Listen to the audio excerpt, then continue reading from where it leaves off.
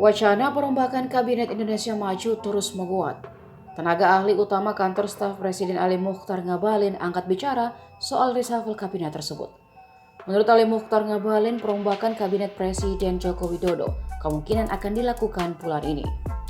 Ali Ngabalin, sapaan akrabnya, mengatakan bila nanti Presiden Jokowi melakukan reshuffle kabinet, para menteri yang dirombak agar jangan marah dan harus tetap tersenyum. Sebelumnya Jokowi belum mau berbicara panjang soal rencana perombakan kabinet atau reshuffle. Ia meminta awak media untuk menunggu kabar perombakan kabinet tersebut.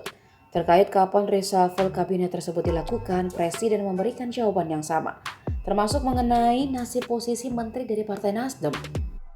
Karena partai tersebut telah mendeklarasikan dukungan kepada Anies Baswedan sebagai calon presiden.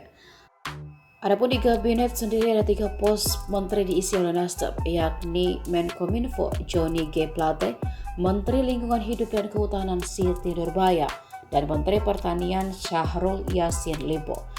Sebelumnya, Wakil Presiden RI Ma'ruf Amin menjawab pertanyaan wartawan terkait wacana reshuffle kabinet yang mencuat ke publik belakangan ini.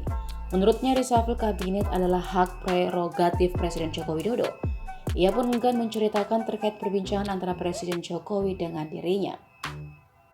Hal itu disampaikannya usai meresmikan 6 pusat layanan usaha terpadu koperasi dan UMKM secara serentak di PLUD KUMKM Kabupaten Semarang pada Selasa 27 Desember 2022 lalu.